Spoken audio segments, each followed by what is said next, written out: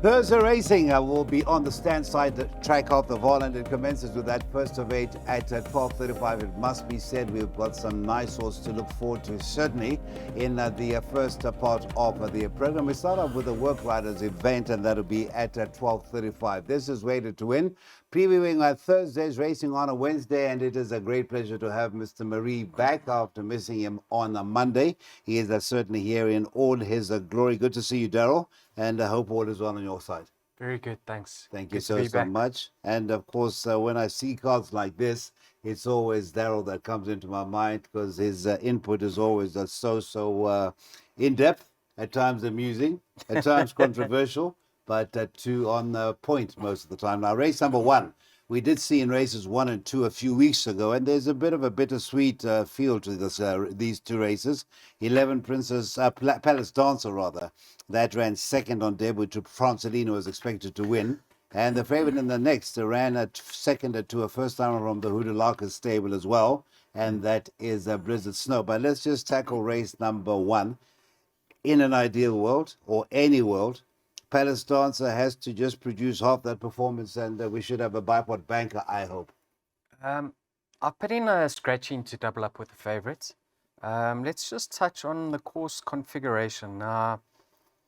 Oh, yes, we're on the stand side track. Yes. Now, the inside rail sets at 0. The outside rail is in 10 meters, right? So they're basically going to be towards the middle of the track if they stay on that outside running rail. So I've just got a feeling they're going to angle towards the inside running rail. I wouldn't be surprised, though, just to interrupt, from feedback from an experienced jockey last meeting, the outside was the superior, but it was not in the best state. Okay. Well, that's why they've moved the false rail in then. Now, Palace Dancer, very encouraging debut. No support for on debut, though. She did drift out in the market from 10 to 1 to 33 to 1. Her stable companion actually ran second, Cat O'Clock. She came out and ran second to Pearl in the Crown next time out. She's drawn towards the outside though. And the pace could be towards the inside with Kit Kat Katie, because she's usually on a bicycle from the get-go. So for that reason, I've added number 3 as the backup in the bipod. So I've got numbers 3, 10, and 11. The 3 is having her third run off the rest. I think she's going to love the step up to 1200. And you know, last time out she ran behind Johnny Appleseed. That was one of the strongest work rider races of recent time. So yeah, let's try treble up in the opening leg. 3, 10, 11, one of those being the scratching, and that's number 10, a Cyber Spirit. Leg 1, 12:35.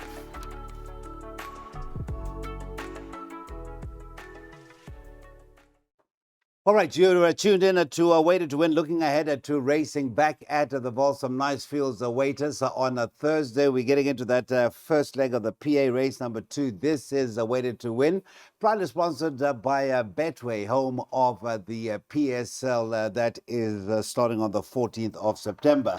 Right, we've got a short price favorite in the form of the 12 Blizzard Snow. This is a half sister to the Mauritian in the colors of Mr. Pue. A very pleasing debut. 3 1/4 lengths doesn't tell the story, because the win itself is a special sorts. And Blizzard Snow is at 6 to 10. Next best is the 4 Bus Stop in Hounslow, to be partnered by Diego de Gavea at 28 to 10. It's 10s and better, bar those quoted runners. Here, do we go the 1 horse, or do we go the 2 horses? Forced to do. Won very, very well when it won its maiden for the Clarkson stable.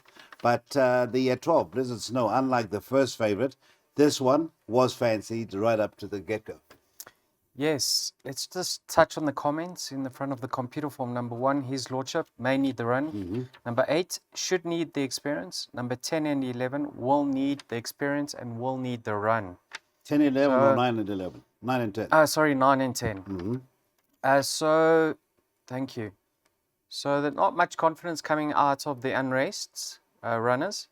A little bit shocked to see the betting structured the way it is. 6 to 10, you said to 10. Blizzard Snow, 6 to 10, and 28 to 10, Bus Stop in Hounslow. Now, Blizzard Snow, yes, lovely debut. Very promising and encouraging. Only found 1 too good. And like you said, that first time of that beat her could be anything. She did come out a touch slow, but she recovered well and she showed good pace. Was expected to win by the stable that don't really shout from the top of the roof. Yes. Huh?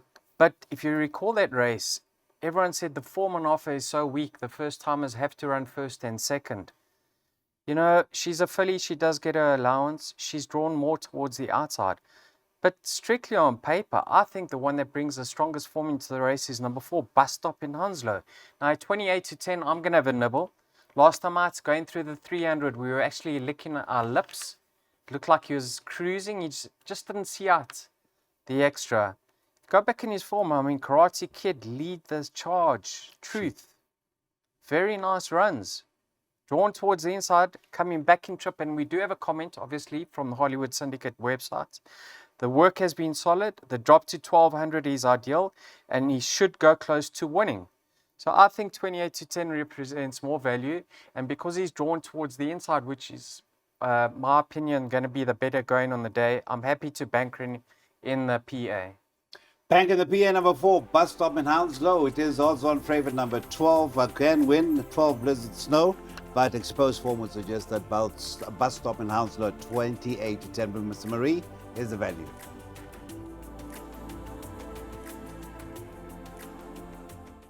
All right, 14th and not too far away. The start of the newly launched Betway PSL League.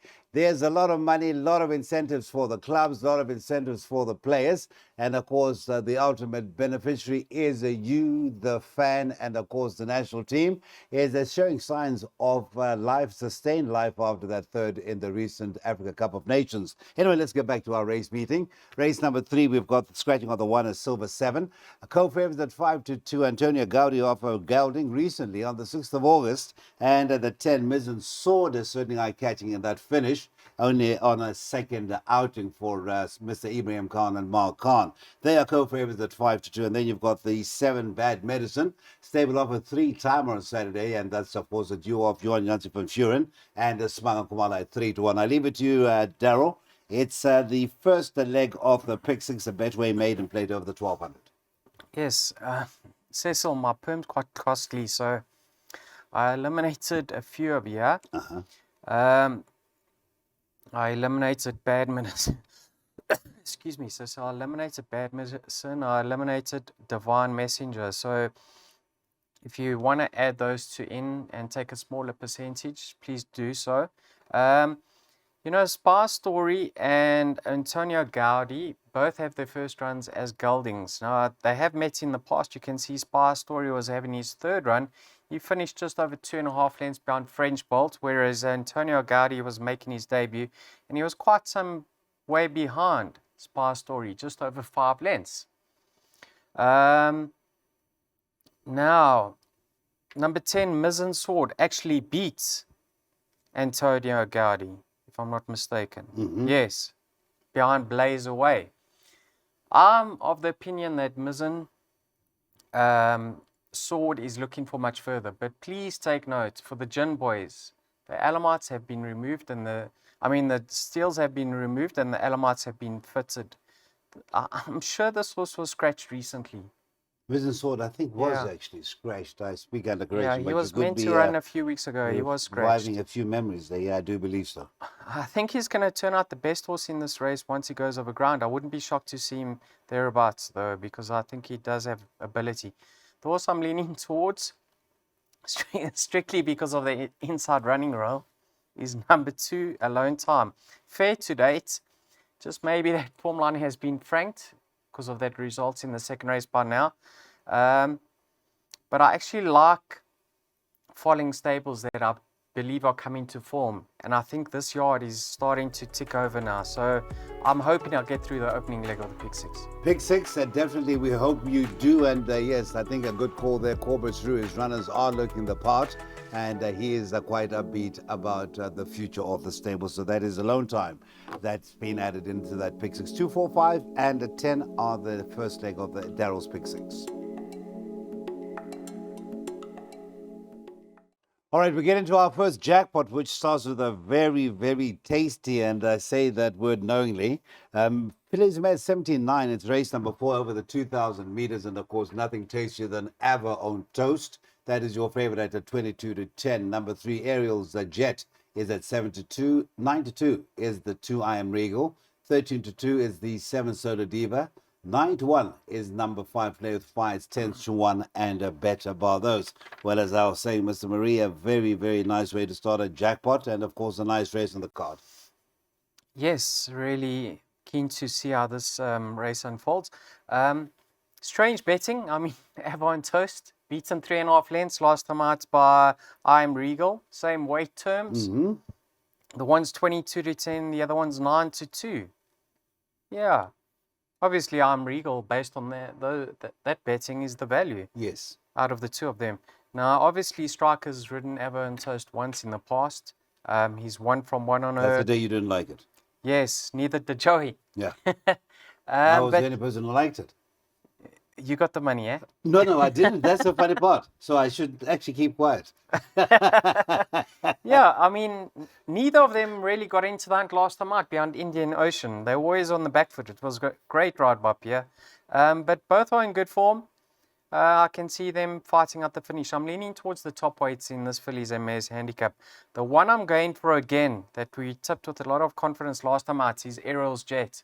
Now, I watched that race very carefully because I fancied her, and I thought from the Stallgate 1, Gavin just had to bustle her a bit to ensure that he never gave away his position from the best Stallgates. She was drawn 1 on that occasion. Yes. And her undoing could have also been the inside track. I think that those two factors played against her, and despite that, she still got the job done. And I thought she's only been penalized a kilogram. That was very lenient considering all those factors. I think she's going to get much more patient ride from a wider barrier draw and allow it to unwind in the straight instead of being bustled.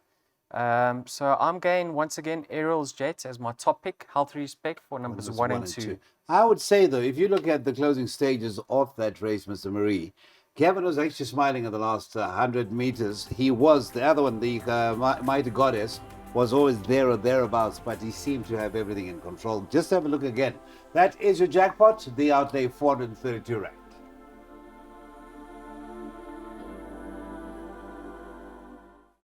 Right, so the season was launched with the running of the Betway Spring Spree. That was a few weeks back. And our next stop, as far as the features go, as we lead up to the big one, is the Spring Challenge. And of course, the big one being at the end of November. That is the 2024 renewal of the Summer Cup with a new improved purse. And of course, what is so incentivizing is defending champion Royal Victory, if all things are equal, will come back to defend its crown. Let's go to race number 5. This is a Betway Fillies and Mares 87. And we've got a recent maiden winner, not since the 4th of July, and that is Willie Meet again in the colors of Mr. David Shaw, Lucky Udalarkis and Titanium Racing. That is Caden Brewer getting the ride, and that is your favorite. The stable companion, Craig Zaki, who normally gets the rides of Mr. David Shaw, is on Alabama Anna, and that is also in the betting at around 5 to 1. So let's have a look at the race itself, because Blue Horizon nearly came and caused an upset of sorts first time on the Highveld. Sure, she ran a cracker. Yes. And I thought she was a bit stiff not to have won on that occasion. But you have to take note of the penalty she picked up. As much as 4 kilograms for that second. Yeah. So she needs to step up her game further. Willie Meet again, I don't take note of the fact that Craig's not on her. He can't do 52 and a half. I'm 100% certain he would have loved to have ridden her over Alabama Anna. Now, Willie Meet again, certainly impressed in both her starts to date. Lovely progress from run 1 to run 2. Never in doubt last time out.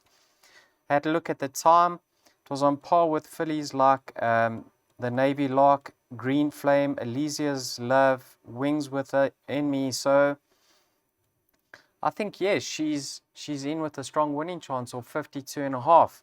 Her half brother won over a mile, and he was by captain of alls, more of a sprinting sire. So I think she's going to love the step up to 1400. Yeah, a little bit short in the market though. A few hard knockers over here. Also like Mary Reid, Mr. Soma's always fancied her, and I think the penny's finally dropped with her. What I like about her, Cecil, is last time out when she ran behind across the pond, the two of them were well clear of the balance of the field, and she never picked up a penalty. She's off the same mark of 72. Now she's the older 4-year-old, but she's drawn towards the outside. Let's see how it's going to go. I think Kisei Azul is great backup for Mr. Soma over here. Back in a handicap, having her peak run, goes well over this track. Don't be surprised to see her thereabouts. And I've added one more, Godspeed. If you've actually listened to Fani Broncos in the Track Talk interviews, he's always rated this filly of Rafif.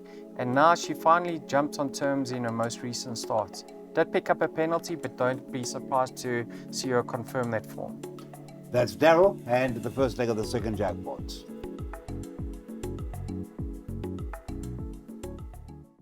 All right, so we drop in grade. A fillies and mares 67. Betway, fillies and mares 67 divided handicap. It's over the 1400 meters. A field of 11, it must be said, and I say this with no reservation and with no ulterior motive, but it's one of the more exciting cars we've had up on this in this part of the world in a few weeks. Now, race 6 is no exception. The 3, Willow Wild, is your favorite at 28-10. Another favorite for Lucky Udalarcus.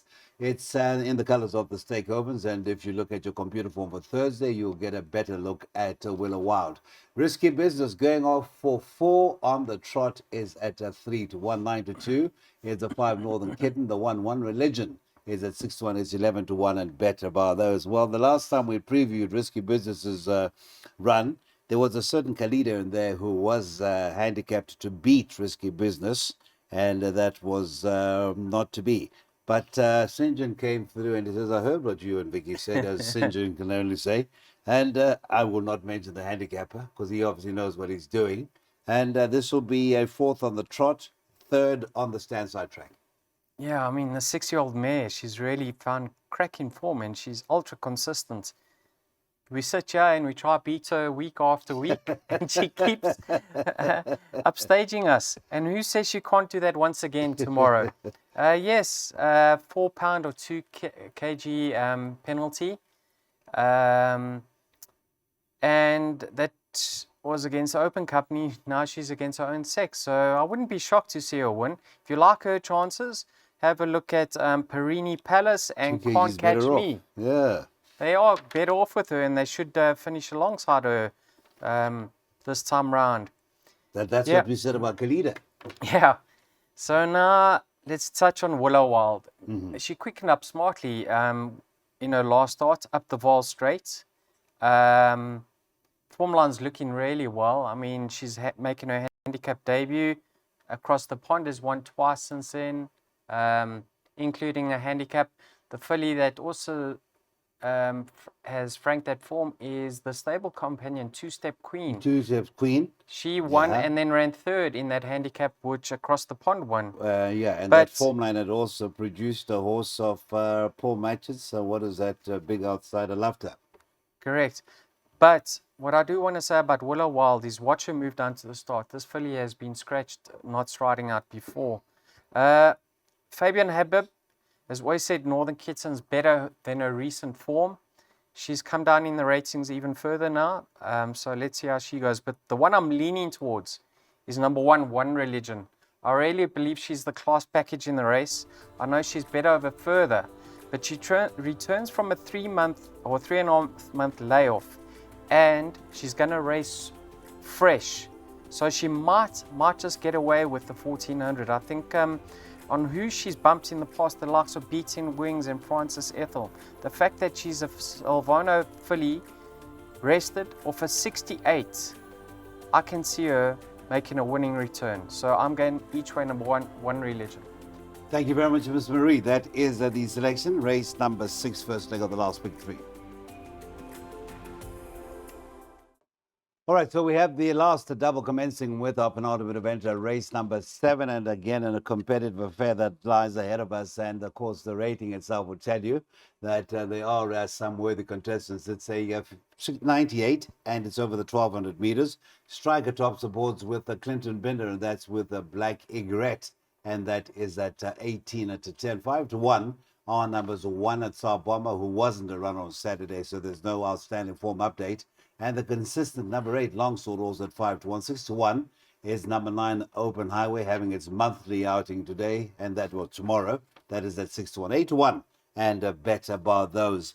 Nice field once again, competitive. And of course, the 7 Sion, the Conqueror, hoping to make it back to back. Has never made it back to back victories, huh? Hasn't he? Never. No, so let's see how he goes. He's won of this course and distance in the past. He'll be hidden away. Marco knows exactly what to do. If he gets there in time, remains to be seen. 2 equipment changes over here. Take note, blinkers are removed off Number 3, numbers Laguna Verde. 3 and 5. Uh-huh. Now, Laguna Verde is another one that's been successful of the course and distance. Esquivel, I'm actually very keen to get Striker's thoughts. If he could have ridden Esquivel at the weights, would he have chosen Esquivel over Black Egret? I'm not too sure. Black Egret, the comment from the Hollywood Syndicate is they are very happy with his preparation, and he's got a strong each-way chance.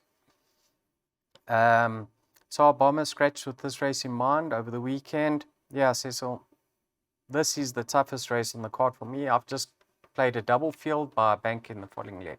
Okay, that is how it is in race number 7. Short and sweet. Field by the 6. Interested to see exactly the thinking behind the 6 in leg 2.